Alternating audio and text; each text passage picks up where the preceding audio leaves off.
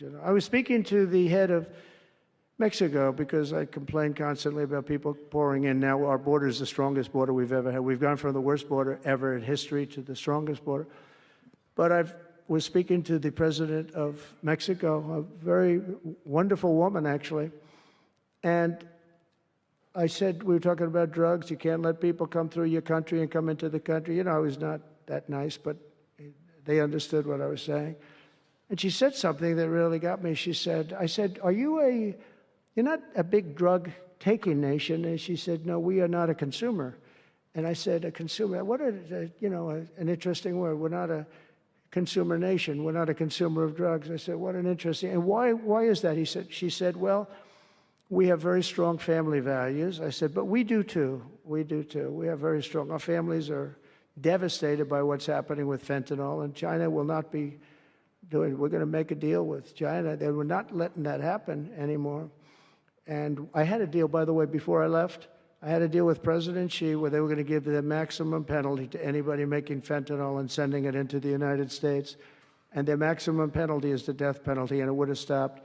But when the election turned out to be a rigged election, but that's okay. When an election turned out to be it was an election that shouldn't have happened. All the things that happened. I'll give you an example.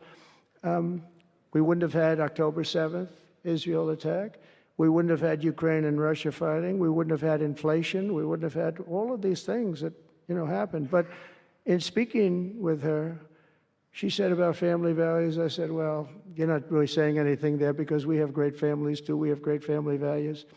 She said, plus we advertise a lot. I said, ooh, you mean you advertise about how bad drugs are? Yes, we do. We spend a lot of money on advertising. And I said, unbelievable. That was such a great conversation because we're going to spend hundreds of millions of dollars advertising how bad drugs are so that kids don't use them, that they chew up your brain, they destroy your teeth, your skin, your everything. And I thanked her for that. I make so many calls and I never learn anything from anybody. I know everything and I never learn anything from anybody. And I spoke to this woman. As soon as she said it, she didn't have to say exactly what. I said, exactly. What a great idea. And I think we're going to have, and I saw pieces of it, we're going to go in with $100 million and then another $100 million initially.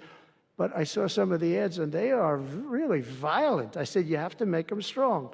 Your skin practically comes off after a period of time. You lose your hearing. You lose your teeth. It is terrible. And we show this happening to people. And I think we're going to, we did very well with, we had blue ribbon committees headed up by the First Lady of the United States and a lot of other people that, they have no idea the viciousness of these cartels and these people. And they're smarts. They're very smart, tough people, making a fortune, by the way, an absolute fortune. But we got it down 18%, which was a record. But 18% is not great when you think about it. I think we could get it down 50 or 55 or maybe even 60% with advertising. So she really gave me something. I was going to call her and tell her that she did, but now I don't have to call her because she's going to be seeing this right now. So to the President of Mexico, thank you very much. I appreciate it. But we're going to do a great advertising campaign saying how bad it is, how drugs are so bad for you.